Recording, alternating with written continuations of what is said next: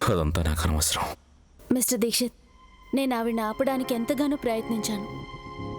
ఆవిడ మొండి పట్టు గురించి మీకు తెలిసిందే కదా. వాళ్ళ గురించి తెలియడం వల్ల నేను ఇక్కడ పనిలో పెట్టాను.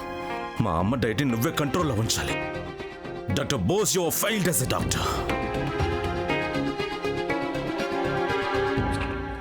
ఇలా చూడండి, సోనాక్షి 5వ క్లాస్ చదివేటప్పుడు తీసింది. మనం డిన్నర్ చేసేద్దామా? అవునవును, డిన్నర్ రెడీగానే ఉంది, రండి. మీరు సోనాక్షితో మాట్లాడారా? తన కోసమే వెయిట్ చేస్తున్నాం. వచ్చేస్తుంది, మీరు డిన్నర్ స్టార్ట్ చేయండి, నేను వచ్చి జాయిన్ అవుతాను అంది. మా సోనా తన పేషెంట్ల విషయంలో చాలా డెడికేటెడ్గా ఉంటుంది, చాలా హార్డ్ వర్క్ చేస్తుంది. సారీ మిస్సెస్ బోస్, అందరం పనిచేసేవాళ్ళమే కదా. మిమ్మల్ని మీ అమ్మాయిని చూడాలనే మా కుటుంబం అంతా కలిసి ఇక్కడికి వచ్చాం. అవును, ఎవరు చేసే పనైనా ఆ పనికి తగ్గ వాల్యూ ఉంటుంది, కానీ ఎదుటి వాళ్ళ టైం కూడా వాల్యూ ఉంటుంది. ప్లీజ్ అండి, మీరు కోప్పడకండి. సోనా వస్తూ ఉంటుంది, ఆలస్యం అయిందంటే ఖచ్చితంగా ఏదో ఎమర్జెన్సీ అయి ఉంటుంది. ఐఎమ్ రియలీ సారీ, ఆల్రెడీ చాలా లేట్ అయింది. ఇక మనం బయలుదేరితే మంచిది. కాసేపు వెయిట్ చేయండి, తను వచ్చేస్తుంది. అవును రాయ్ సార్, చాలాసేపు వెయిట్ చేశాం. ఇంకో విషయం, ఇంత బిజీ అయిన కోడలు మా ఇంటికి వచ్చినా ఆ తర్వాత తన కోసం మేము ఎదురు చూస్తూ ఉండాలి. పదండి వెళదాం. పద బాబు. మేము సార్ చెప్పేది ఒక్క నిమిషం. కాస్త- సారీ అశోక్. సార్ భోంచేసి పోవచ్చు కదా.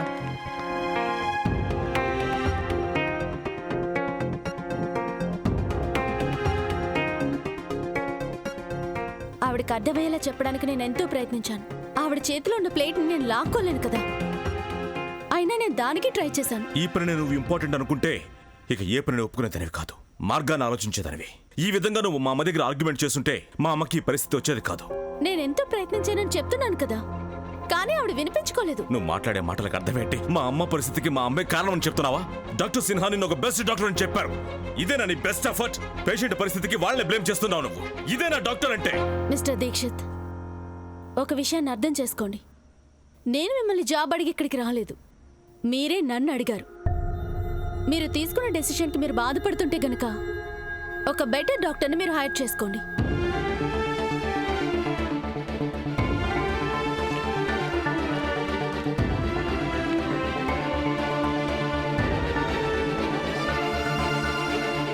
ఏంటిదంతా? నేనే తప్పు చేయలేదు, కానీ నేనే తప్పు చేశానంటున్నారు. అంతా నీ తప్పే.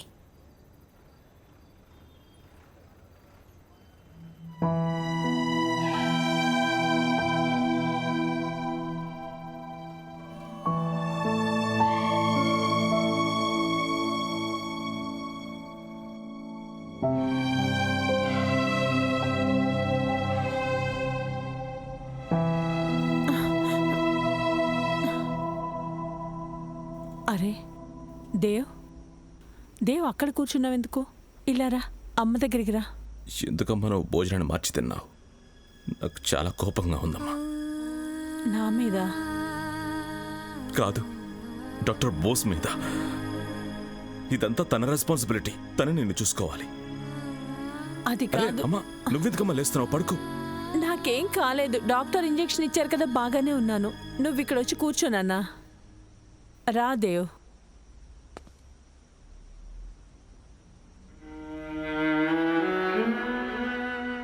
నీకో విషయం తెలుసా? నా చిన్నతనంలో వంటగదిలోకి వెళ్ళి ఆవకాయ తినేదాన్ని. మా అమ్మ బాగా తిట్టేవారు, కానీ నేను భయపడేదాన్ని కాదు. మా అమ్మ కోపమే నాకు కావాల్సింది తినేవ్వకుండా ఆపలేకపోయింది. కానీ నువ్వు తీసుకొచ్చి న్యూట్రిషన్ నన్ను తినేవ్వకుండా ఎలా ఆపగలదు చెప్పు? నువ్వెందుకమ్మా తనని సపోర్ట్ చేసి మాట్లాడుతున్నావు? ఈ తప్పులన్నిటికీ తనేనమ్మ కారణం. ఈసారి తప్పు చేసింది మాత్రం మీ అమ్మే. కానీ నీకు తెలుసా, అమ్మ తప్పు చేసిందంటే పిల్లలు అస్సలు ఒప్పుకోరు. అమ్మ చేసిన చపాతీ మాడిపోయిందనుకో, అమ్మ చేసిన ఇంత అందమైన చపాతీ మాడిపోయింది అని బాధపడతారు. తను వంట చేయనివ్వకుండా ఆపాలనుకుంది, కానీ నేనే వినిపించుకోలేదు. ఇది నువ్వు విని ఎంతో సంతోషపడతావు అనుకున్నానే. చూడు, మీ అమ్మ ఎవరు చెప్పిన మాట వినదు కదా. అమ్మా ఇది చిన్న విషయం కాదు.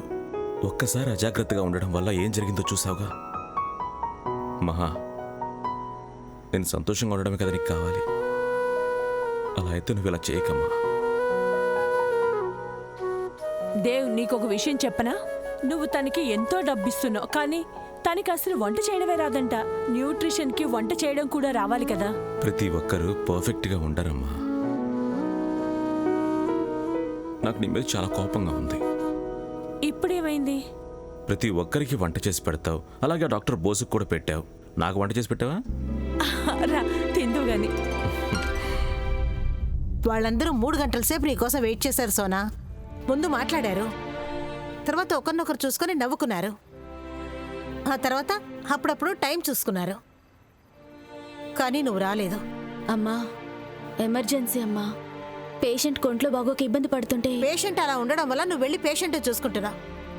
డాక్టర్స్ అంటే ప్రతిరోజు పేషెంట్ని చూడాల్సిందే. ఒక్కరోజు నువ్వు అక్కడికి వెళ్ళకపోతే అంత ప్రమాదం ఏం ముంచుకొచ్చింది? నీ వర్క్కు నువ్వెంత గౌరవం ఇస్తున్నావో అందులో 1% నీ ఫ్యామిలీ గౌరవం ఇచ్చుంటే మాకు ఈరోజు ఈ పరిస్థితి వచ్చేది కాదు. ఆ మిస్సెస్ రాయ్ వెళుతూ ఏం చెప్పిందో తెలుసా? ఎంత బిజీగా ఉన్న అమ్మాయి మా ఇంటికి కోడలుగా వస్తే ప్రతిరోజు అమ్మాయి కోసం ఎదురు చూడాల్సిందే అంది. రిడిక్యులస్. ఆశా, తను ఎమర్జెన్సీ కేసు అని చెప్తోంది కదా. మీరేం మాట్లాడకండి. ఇది ఎమర్జెన్సీ కాదా? దీన్ని చూసుకోవడానికి వాళ్ళు అక్కడి నుంచి వచ్చారు కదా. కానీ దీని ఇంటికే రాలేదు. దీనంతటికీ కారణం మీరే. మీరు చేసిన గారాభం వల్లే ఇది ఇలా తయారైంది. కాస్త బాధ్యతగా నడుచుకోవాలి. మాగాయనైనా ఎండలో ఎండబెట్టాలి, అప్పుడే తినడానికి బాగుంటది. అంతా మీ వల్లేనండి. మీరు కాస్త బుద్ధి చెప్పండి, బుద్ధి చెప్పండి. సోనా, భగవంతుడా, దీని బుద్ధి చెప్పండి అన్నాను, కానీ మీరు నన్నెందుకు ఇలా నవ్విస్తున్నారు? నేను కోపంగా ఉన్నాను. అమ్మా,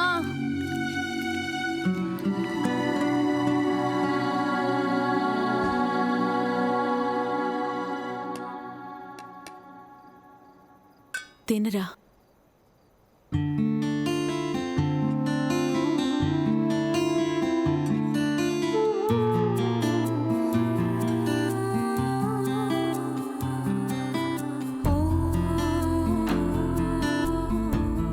ఎలా ఉంది దేవ్? నీ చేతి దెబ్బలో కూడా ప్రేమ ఉంటుందమ్మా.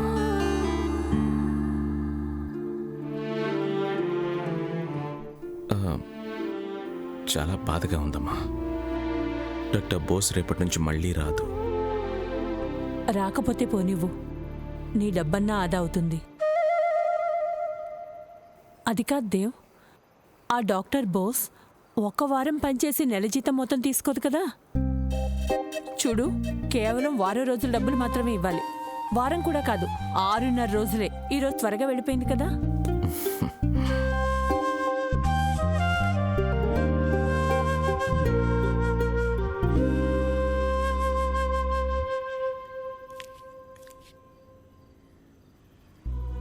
ఏమైందమ్మా? ఇలా చూడమ్మా, ఇంతకు ముందు మీ అమ్మ దగ్గర ఎన్నోసార్లు తిట్లు తిన్నావు. తిట్లు తిన్నా కూడా ఇంత ప్రశాంతంగా ఉండటం ఇదే మొదటిసారి. ఎందుకు లేట్ అయింది చెప్పమ్మా. నాన్న, నేను మరీ ఇర్రెస్పాన్సిబుల్గా ఉంటున్నానా? ఇలా చూడమ్మా, నేను మీ నాన్న స్థానంలో లేకపోయినా నువ్వు చాలా రెస్పాన్సిబిలిటీగా ఉన్నావని నేను ఖచ్చితంగా చెప్పగలను తల్లి. అది నీ పర్సనల్ లైఫ్ కావచ్చు, లేకపోతే ప్రొఫెషనల్ లైఫ్ కావచ్చు. ఈ లోకంలో నీకంటే రెస్పాన్సిబిలిటీగా ఎవరుంటారు చెప్పు? నిజమా నాన్న? అయ్యో, సారీ, కానీ ఒకడు మాత్రం నీకంటే ఎక్కువ రెస్పాన్సిబిలిటీగా ఉన్నాడు. ఇంట్లో జరిగే అన్ని గొడవలకి వాడు మాత్రమే రెస్పాన్సిబిలిటీగా ఉన్నాడు, మీ అన్నయ్య. ఎందుకమ్మా ఇంత డల్లుగా కూర్చున్నావు? చీరఫ్, రేపు హోలీ, ఇంకా ఎందుకు ఆలోచిస్తావు? రేపు నేను అన్నయ్య ఎప్పట్లాగే బయటికి వెళ్తాం. రేపు బాగా హోలీ జరుపుకుంటాం. గుర్తుందా, ఒకసారి అమ్మ 3 అమ్మాయిలకి మొహానికి అడిగింది, ఎందుకంటే ఆ 3లో తన కూతురు ఎవరో తెలుసుకోవడానికి. ఈసారి కూడా అదే జరగబోతుంది. నిజంగా? నిజం.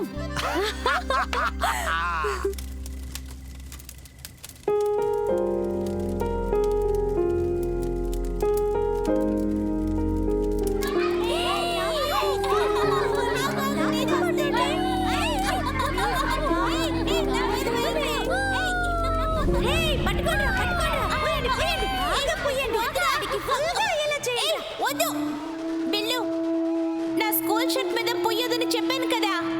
నీకు వేరే షర్టే లేదా? లీవ్ రోజు కూడా యూనిఫామ్ వేసుకున్నావేమిటి? వీడికి వేరే డ్రెస్సే లేదు. వీడికి వేరే డ్రెస్సే లేదు. వేరే డ్రెస్సే లేదు. వేరే డ్రెస్సే లేదట్రా. చూడమ్మా, బిల్లు నా యూనిఫామ్ డ్రెస్ ని పాడు చేశాడు. అరే భగవంతుడా, ఇప్పుడు ఎలాగమ్మా? అరే ఎందుకు బాధపడతావు? నేనున్నాను కదా. నేను వీటిని బాగా ఉతుకుతాను, మరకలన్నీ పోతాయి. సరేనా? సారీ అమ్మా. సరేరా.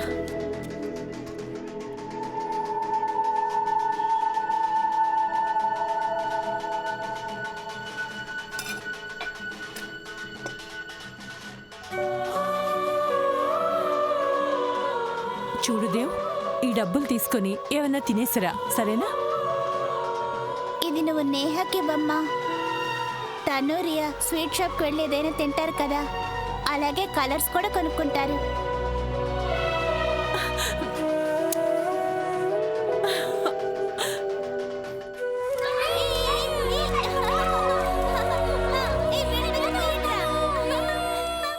అన్నయ్య, ఆ, ఏంటి ఈసారి మేము మర్చిపోయాం అనుకున్నారా? No way. ఎక్కడా మా హోలీ గిఫ్ట్ ఎక్కడన్నయ్యా? మేం చెక్స్ అండ్ కార్డు కూడా యాక్సెప్ట్ చేస్తాం mister Dikshit. Okay.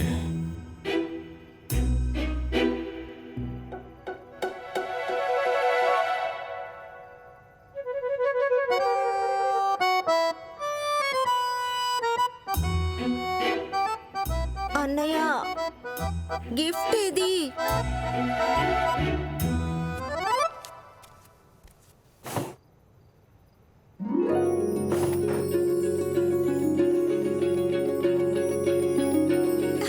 Thank you అన్నయ్య. హ్యాపీ హోలీ. హ్యాపీ హోలీ.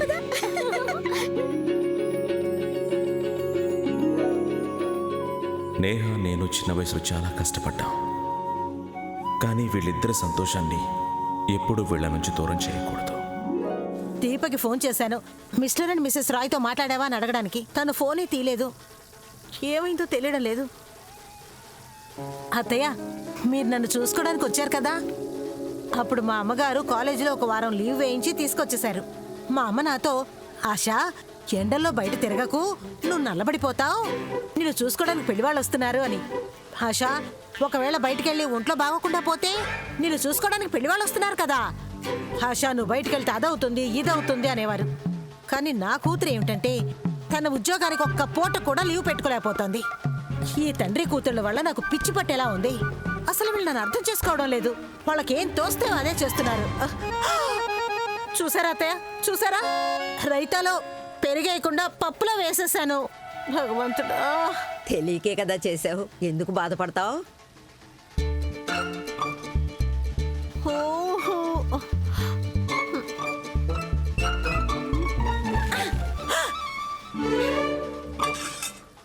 అప్పుడే హోలీ ఆడడం మొదలు పెట్టారా? అరే మీ ఇంట్లోకి వెళ్ళి ఆడుకోవచ్చు కదా.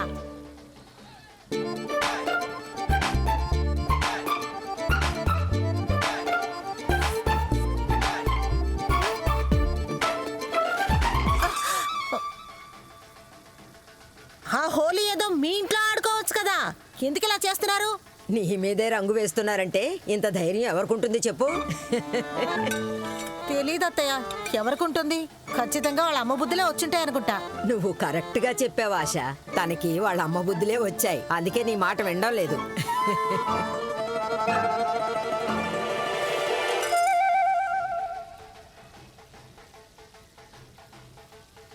కిటికీ వెనకాలెవరు? కిటికీ వెనకాల, కిటికీ వెనకాలెవరు? కిటికీ వెనకాలెవరు?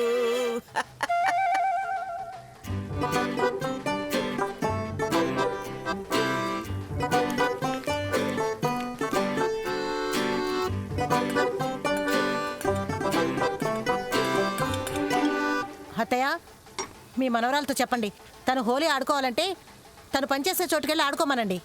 ఇంట్లో వాళ్ళతో ఎందుకు ఆడుకోవాలి? సారీ అమ్మా. కారం డబ్బా ఇటివు, ఇటివు.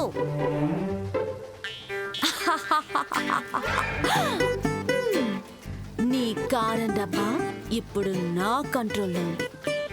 నీకు ఈ కారం డబ్బా కావాలనుకుంటే నువ్వు నాకు ఒక స్మైల్ ఇచ్చే తీరాలి. నువ్వు నన్ను చూసి ఒక స్మైల్ ఇస్తే గనక ఈ కారం డబ్బా నీ చేతిలోకి వచ్చేస్తుంది. ఓకేనా? నీ దగ్గర ఉంచుకో, నా దగ్గర వేరే ఉందిలే. అయితే ఓకే, నేను ఇప్పుడు ఈ పాన్ని కిడ్నాప్ చేస్తాను. అయ్యో, చేయి కాల్చుకున్నావా?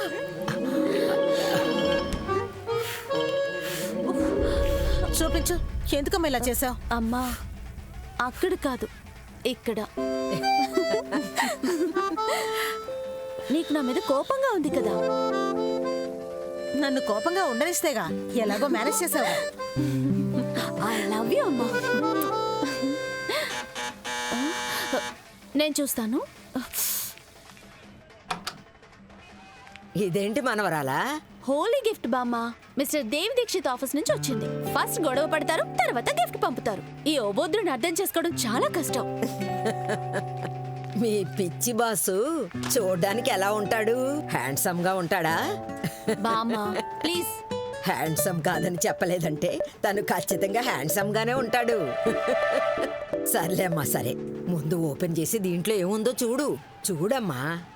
ఐ డోంట్ కేర్, నేను చూడను. నువ్వు చూడకు, నేను చూస్తాను. మీరెందుకు చూస్తున్నారు? నువ్వు ఓపెన్ చేయట్లేదు, అందుకే నేను ఓపెన్ చేస్తున్నాను. అరే, చాక్లెట్స్. దీని లోపల ఏముండి ఉంటుంది? ఓ, స్వీట్స్ మనవరాలా? ఎవరత్తయ్యా? మన సోనా శత్రువు తనకు డయాబెటిస్ రావాలని స్వీట్స్ పంపించాడు. కానీ సోనా బాస్ హ్యాండ్సమ్ గా ఉన్నాడు. అత్తయ్య, ఆ విషయం మీకెలా తెలుసు? సోనాయే చెప్పింది. సోనా, అమ్మా, నేను అలా ఏం అనలేదు మా, ప్రామిస్. హ్యాపీ హోలీ. సోనా, మన కోసం అందరూ వెయిట్ నేను చేస్తుంటారు. ఎప్పటి నుంచి వెయిట్ చేస్తున్నానో తెలుసా? బయటికి వెళ్ళగానే మనం సిల్వర్ పెయింట్ వేసుకుందాం. మిగతా కలర్స్ అంటుకో. మిగతా వారందరికీ కలర్ వేసేద్దాం. సోనా, నేను ఫేషియల్ చేయించుకున్నాను, నా ఫేస్ ని పాడు చేయకు. మా బాబా బంగారం. పదండి. Happy Holi. Happy Holi. Happy Holi. జాగ్రత్తగా ఆడుకోండి. హ్యాపీ హోలీ.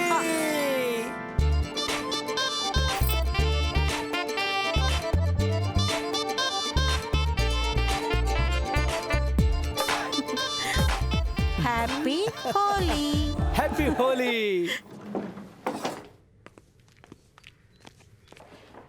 చాలా షాపింగ్ చేసినట్టున్నావు, నాకు చూపించడం లేదే. నేనేం కొన్నానో చూడ్డానికి వచ్చారా లేక బిల్ని చూడ్డానికి వచ్చారా? బిల్ మీ సెక్రటరీకి పంపిస్తాను, చెక్ చేయాలంటే చేసుకో. Neha,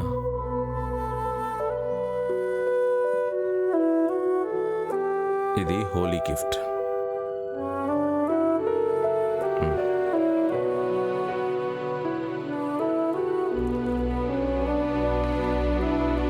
happy Holi. Happy Holi.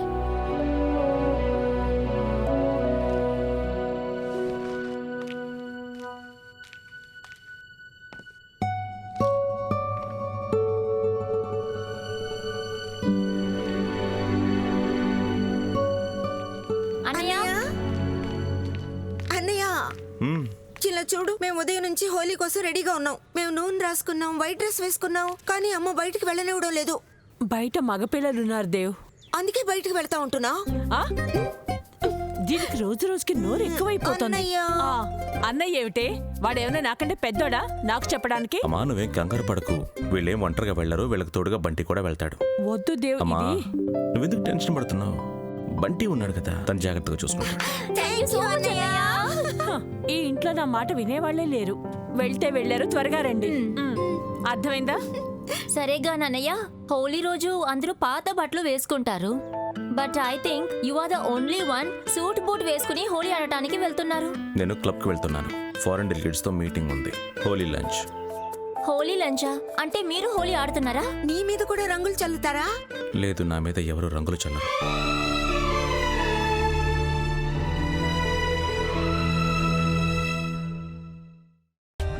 For more updates, subscribe to our channel, click the show links and enjoy watching the videos.